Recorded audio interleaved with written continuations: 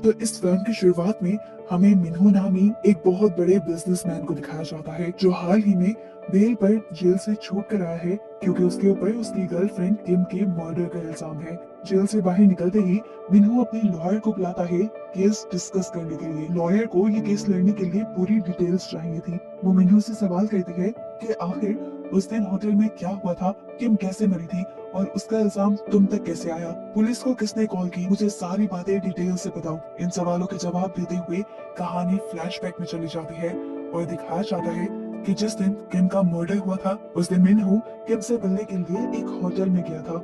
मिन्हो ने बताया कि वो और किम तो बातें कर रहे थे कि अचानक मिन्हो ने इस होटल के बाहर पुलिस को देखा। मिन्हो ने कहा कि मैं घबरा गया था, मैं बस उस जगह से भागना चाहता था, लेकिन इससे पहले कि मैं वहां से चला जाता उस जगह पर कोई आदमी आ गया। उसने मेरे सर पे हमला किया जिससे मैं बेहोश हो गया। जब मैं होश में आया तो मैंने देखा कि किम वहाँ रूम में नहीं थी। मैं वॉशरूम में गया तो वहाँ किम की लाश पड़ी हुई थी। इससे पहले कि मैं कुछ समझ पाता पुलिस कमरे में आ गई और उन्होंने मुझे ही किलर समझ के अरेस्ट कर लिया। सीन प्रेजेंट में आते हैं। लॉयर मिन्हो की बात करते हुए कहते हैं, तुम 100% सच नहीं बोल रहे हो मिन्हो, मैंने पुलिस की फाइल भी देखी है और सारी इन्वेस्टिगेशन रिपोर्ट मिली है। उस कमरे में किसी भी तीसरे इंसान के होने का कोई साइन नहीं था। मुझे प्लीज सच बताओ, जो तुम छुपा रहे हो मुझे वो सब भी जानना है। मिन्हो काफी देर खामोश रहता है। तब लॉयर उसे एक लड़के की पिक्चर दिखाती है और उससे पूछते हैं, क्या तुम इस लड़के को जानते हो? ये कुछ दिन पहले गायब हुआ था। पहले तो मिन्हो ने इस पिक्चर को देखकर साफ उसे पहचानने से इनकार कर दिया, लेकिन जब लॉयर ने उससे कहा कि तुम सच बोलो तो मिन्हो इस लड़के की भी कहानी बताने लगा।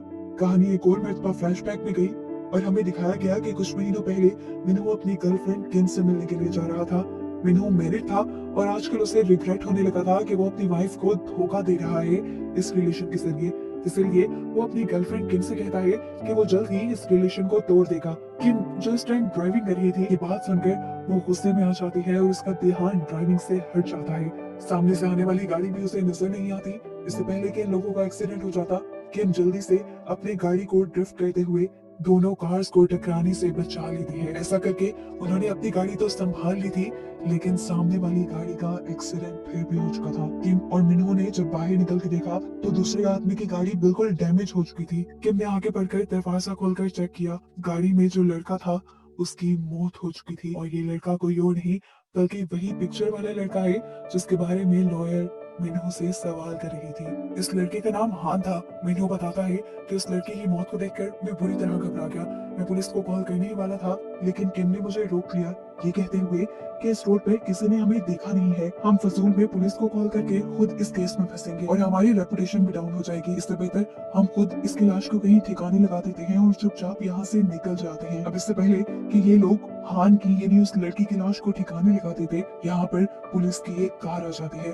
पुलिस की कार को देखते हुए मिन्हो दोबारा घबराया, लेकिन किम नहीं घबराई। पुलिस ने यहाँ आकर जब एक्सीडेंटल कार को देखा तो उन दोनों से पूछा कि क्या मसला हुआ है। किम ने बड़े आराम से झूठ बोल दिया कि कुछ नहीं, बस हम दोनों का एक्सीडेंट हो गया था और हमने मामला आपस में सुलझा लिया है। यानी उसने पुलिस के सामने ऐसा प्रिटेंड किया था कि सामने वाली कार जिसका एक्सीडेंट हुआ है वो हान की नहीं बल्कि मिन्हो की कार है। पुलिस के सामने उन्होंने अपनी कार इंश्योरेंस कंपनी को भी कॉल की, जिससे पुलिस को बिल्कुल शक नहीं हुआ और पुलिस वाले वहां से चले गए। पुलिस के यहाँ से जाते ही अब किम मिन्हो से कहती है, तुम यहाँ से चले जाओ, तुम चाहते थे ना हमारे रिलेशन खत्म हो जाए, आज से तुम्हारा और मेरा रिलेशन खत्म हुआ। यहाँ जो हुआ ये एक सीक्रेट है जो हम दोनों के दरमियान रहेगा, बिल्कुल इसी तरह जिस तरह हमारा रिलेशन सीक्रेट रहा। जाते हुए तुम हान की कार को यहाँ से ले जाओ।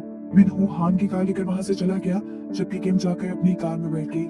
लेकिन एक्सीडेंट होने की वजह से अब ये कार स्टार्ट नहीं हो रही थी। किस्मत से तभी एक बूढ़ा आदमी वहां से गुजरा और उसने किम से पूछा कोई प्रॉब्लम है, तो किम ने उसे बताया अभी मेरी गाड़ी का एक्सीडेंट हुआ था, उसके बाद से ही मेरी गाड़ी ऑन नहीं हो रही है। ये आदमी किम की मदद करने के लिए इसकी गाड़ी को रिपेयर करने की कोशिश करता है, लेकिन गाड़ी के अंदर फॉल्ट ज्यादा था। वो आदमी किम से कहता है मेरा घर पास में ही है, अगर तुम चाहो तो मैं तुम्हारी मदद कर सकता हूँ। किम उसकी मदद लेने के लिए मान जाती है और वो बूढ़ा आदमी किम की गाड़ी को टक करके अपने घर ले आता है। काफी घंटों की मेहनत के बाद उस बूढ़े आदमी ने किम की गाड़ी को बिल्कुल ठीक कर दिया था। वो किम से कहता है आपकी गाड़ी अब ठीक हो गई है, आप यहाँ से जा सकती है। किम उस आदमी की बहुत शुक्रगुजार थी। इससे पहले कि वो यहाँ से चली जाती उसने यहाँ पर एक पिक्चर देखी और वो शॉक रह गई।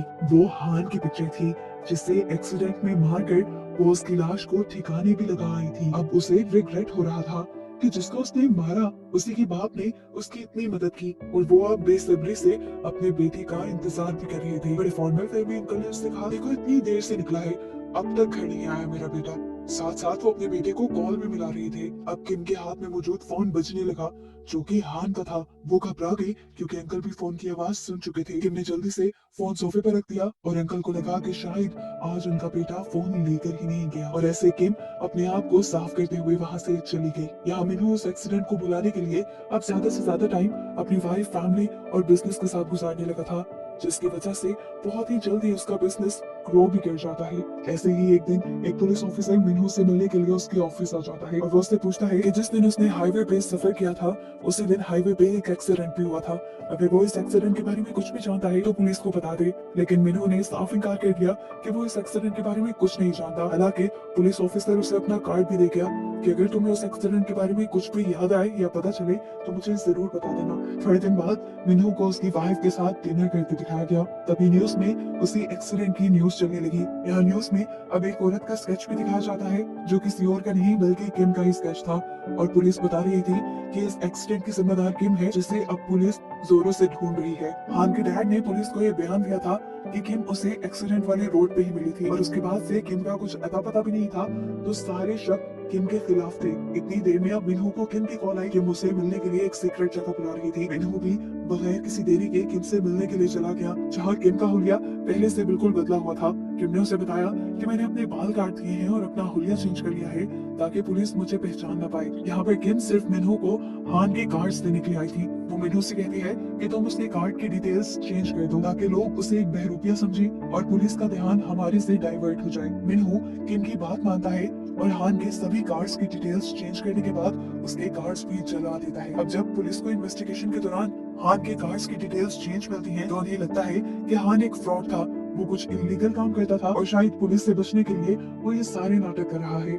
पुलिस को उसका गुमना यानी उसकी मिसिंग थी उसी का एक प्लान लग रहा था। इसी तरह ये केस बंद हो गया और मिनहू भी काफी रिलैक्स हो गया। अब ज्यादा से ज्यादा बिजनेस पे ध्यान देने की वजह से मिनहू का बिजनेस भी दिन ब दिन ग्रो करने लगा और बहुत ज्यादा प्रॉफिट होने लगा। जबकि दूसरी तरफ दिखाया गया कि हान के डैड ने पुलिस से दोबारा रिक्वेस्ट की हान को ढूंढने के लिए। उन्होंने पुलिस को यकीन दिलाया कि हान कोई फ्रॉड नहीं था। उन्होंने हान के सारे पुराने डॉक्यूमेंट्स भी उन्हें दिखाए और बोला कि अगर सबूत हान के खिलाफ जा रहे हैं तो यकीनन इसका मतलब है कि हान किसी मुसीबत में है। हान के डैड ने पुलिस से रिक्वेस्ट की कि प्लीज आप दोबारा से इन्वेस्टिगेशन करें, उस जंगल की तो जरूर तलाशी लें जहाँ पर आखिरी मर्तबा हान की कार को देखा गया था। हान के डैड की रिक्वेस्ट मानते हुए पुलिस वाले दोबारा से इस केस को ओपन कर देते हैं और इन्वेस्टिगेशन शुरू कर देते हैं। यहाँ तक कि रात में जंगल की तलाशी के लिए भी निकल जाते हैं। पूरी रात जंगल में ढूंढने के बावजूद भी इन्हें कोई सबूत नहीं मिला। अगली सुबह हान के डैड जब घर वापस आए तो उन्होंने देखा कि उनकी वाइफ दरवाजे पे बेहोश पड़ी थी। शायद वो हान का रास्ता देखते देखते थक कर बेहोश हो गई थी। उन्होंने उठाकर अपनी वाइफ को जाकर कमरे में लिटाया। अब वो थक चुके थे इस सब चीज से। उन्हें अपनी वाइफ की हालत देखकर बहुत ज्यादा दुख हो रहा था। सीन्स अब दोबारा प्रेजेंट में आए और हमें मिनहू को लॉयर के सामने बैठा दिखाया गया। मिनहू ने लॉयर से कहा कि जिस दिन किम का मर्डर हुआ था उस दिन मेरे और किम के अलावा उस कमरे में हान के डैड भी मौजूद थे, जिन्होंने पहले मुझे बेहोश किया और फिर किम को मार दिया क्योंकि वो अपने बेटे की मौत का बदला लेना चाहते थे। लॉयर पूछती है कि आखिर उन्होंने केस में फिर तुम्हें क्यों फंसाया? तब मिनहू कहता है क्योंकि मैंने सच नहीं बोला था, इसीलिए उन्होंने मुझे मारा तो नहीं लेकिन मुझे जेल भेजकर मुझे मेरी गलती का एहसास जरूर दिलाया। यहाँ पे मिनहू लॉयर को ये भी बताता है कि इस सब में हान के डैड के साथ साथ हान की मॉम भी इन्वॉल्व थी, जिन्होंने हान के डैड के कमरे से निकलते ही पुलिस को कॉल कर दी और मुझे पकड़वा दिया। लॉयर की सारी कहानी सुनकर उठ खड़ी हुई और उसने मिनहू से कहा, तुमने जो स्टोरी सुनाई है वो बिल्कुल अलग है। असल स्टोरी अब मैं तुम्हें बताती हूँ। कहानी एक और मर्तबा फ्लैशबैक में चली जाती है और हमें दिखाया जाता है कि असल में जिस दिन हान का एक्सीडेंट हुआ था उस दिन कार किम नहीं बल्कि मिनहू खुद ड्राइव कर रहा था। उसने अपने रिलेशन को खत्म करने की जो भी कहानी खड़ी थी वो सब झूठ थी। उस दिन उसका खुद रोड पे ध्यान नहीं था जिसकी वजह से एक्सीडेंट हुआ और हान मर गया। किम तो यहाँ पे ठीक थी। असल में किम ही पुलिस को कॉल करना चाहती थी और मिनहू ने ही उस दिन किम को पुलिस को कॉल करने से रोका था क्योंकि मिनहू को लग रहा था कि अगर ऐसा कोई केस उसका पुलिस के सामने आ जाएगा तो वो बड़े बड़े बिजनेस टाइकून में अपना नाम नहीं बना सकेगा। हालांकि किम को अपने नाम की कोई परवाह नहीं थी। वो मिनहू ही था जिसने किम को ये करने पे मजबूर किया। यहाँ तक कि हान की लाश को छुपाने और ठिकाने लगाने तक का प्लान भी सारा मिनहू का ही था और मिनहू इतना शातिर था कि उसने सारा प्लान इस तरीके से खेला कि खुद वो इस सारे केस से साइड पे रहा और सारी जगह किम फंसती गई। किम को तो खुद हान की मौत का कहीं ना कहीं बहुत दुख था। पुलिस भी किम के पीछे पड़ी हुई थी। किम को उन दिनों अपनी आइडेंटिटी भी छुपानी पड़ी, अपना काम भी छोड़ना पड़ा, लेकिन उसके बावजूद उसका दिल नहीं मान रहा था सारी सच्चाई छुपाने का। उसने आखिर एक दिन हान के डैड को कॉल करके सारी सच्चाई बता ही दी। और जैसे ही ये बात मिन्हू को पता चली तो मिन्हू को बहुत ज्यादा गुस्सा आ गया, और इसी गुस्से में असल में उसने किम की जान ले ली। अब क्योंकि वो हान के मर्डर के साथ साथ किम का भी मर्डर कर चुका था, इस सब में फंसना तो वो नहीं चाहता था। उसने अपने आप को भी चोट लगाई और वहां पे बेहोश हो गया।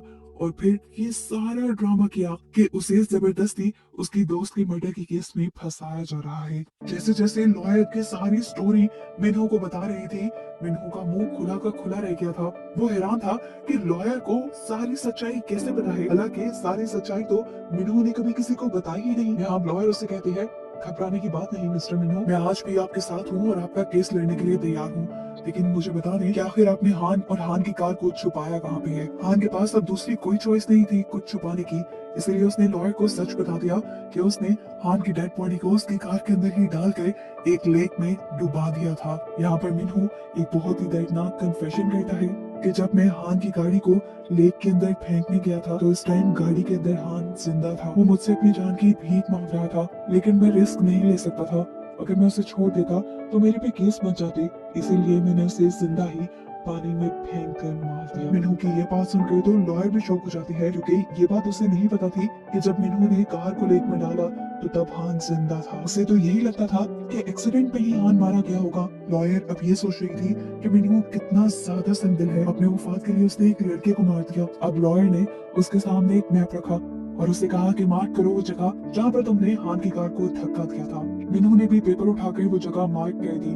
मार्क करने के बाद लॉयर ने वो पेपर उठाया और अपना सामान इकट्ठा करने लगी। सामान इकट्ठा करने के बाद उसने मिन्हू से कहा, मिस्टर मिन्हू, मैं आपका केस नहीं लड़ सकती क्योंकि आपने मेरे से बहुत बड़ी सच्चाई छुपाई है कि वो लड़का तब जिंदा था जब आपने उसको छुपाया। ये कहकर वो उसके घर से बाहर निकल गई और अपनी कार स्टार्ट करके वहां से जाने ही लगी कि तभी उसकी कार का टायर वहां किसी खड्डे में फंस गया। उसकी कार अब आगे चल नहीं रही थी। बाहर मौसम भी इतना खराब था कि अगर बाहर रुका जाता तो शायद उनकी मौत ही हो जाती। मिन्हू यहाँ उससे कहता है कि अगर आप चाहें तो मेरे घर पे स्टे कर सकती है। इस टाइम ये लॉयर उसकी बात मान लेती है और उसके घर वापस आ जाती है। घर आने के बाद मिन्हू नोटिस करता है कि इस लॉयर के सिग्नेचर असली लॉयर से मैच नहीं कर रहे थे। मिन्हू अब कंफ्यूज हो गया और यहाँ पे कहानी में आया एक बहुत मजे का ट्विस्ट। असल में जो औरत यहाँ पर आई थी वो कोई लॉयर नहीं थी, बल्कि थी हान की मॉम, जो सिर्फ मिन्हू से उसका कन्फेशन लेने के लिए आई थी, ताकि वो सिर्फ ये जान सके कि असल में मिन्हू ने हान को और हान की कार को कहाँ छुपाया है। मिन्हू को जैसे ही इस बात का अंदाजा होता है तो फौरन हान की मॉम के ऊपर अटैक कर देता है। यहाँ इस हाथापाई में ये दोनों ही गिर जाते हैं और दोनों के ही सर पे चोट लगने की वजह से दोनों बेहोश हो जाते हैं। कुछ देर बाद सबसे पहले हान की मॉम को होश आता है। होश में आते ही उन्होंने यहाँ पे एक गन उठा ली अपना डिफेंस करने के लिए, लेकिन यहाँ मिन्हू एक और मर्तबा चला के दिखाता है और हान की मॉम से अपने ऊपर ये गोली चलवा लेता है और साथ ही पुलिस को भी कॉल कर देता है। इतनी देर में पुलिस जब यहाँ आई तो पुलिस को लगा कि हान की मॉम ने मिन्हू को मारने की कोशिश की है और इस तरह किलर मानते हुए उन्हें अरेस्ट कर लिया जाता है। पुलिस अब उसे अपनी कार में बिठा लेते हैं। कार में बैठते ही वो पुलिस ऑफिसर्स को सारी कहानी बता देती है और मिन्हू का कन्फेशन दे देती है। साथ ही साथ उसने पुलिस को वो लोकेशन भी दी थी जहाँ पर हान की लाश को ठिकाने लगाया था मिन्हू ने, और ये लोकेशन उसने मिन्हू से ही पता करवाई थी। उसकी बात मानते हुए पुलिस दोबारा इन्वेस्टिगेशन शुरू करती है और जब उस जगह की छानबीन होती है तो वहां से हान की कार के साथ साथ हान की डेड बॉडी भी मिल जाती है, जिससे ये बात अब साबित हो गई थी कि असली किलर कोई और नहीं बल्कि मिन्हू ही है। मिन्हू जो कि अभी तक जिंदा था उसे अब पुलिस ने अरेस्ट कर लिया और हान की मॉम को छोड़ दिया गया। मिन्हू का करियर तो अब पूरी तरह तबाह हो चुका था और वो अभी तक सिर्फ इस बात पे हैरान था कि ये सब दो बूढ़े लोगों की वजह से हुआ था, जिन्होंने उसके खिलाफ एक बहुत बड़ी प्लानिंग की। ना सिर्फ उसके जरिए अपने बेटे का पता करवा लिया बल्कि उसको भी पूरी जिंदगी के लिए जेल भिजवा दिया। वो दोनों मिलकर अपने बेटे की मौत का बदला मिन्हू से ले चुके थे। अब मिन्हू जानता था कि वो पूरी उम्र जेल में सड़ेगा। आखिर में वो दोनों माँ बाप अपने बेटे हान की लाश को देखकर फूट फूट कर रो देते हैं और बस उन्हीं को दिखाते हुए ये कहानी यहाँ खत्म हो जाती है।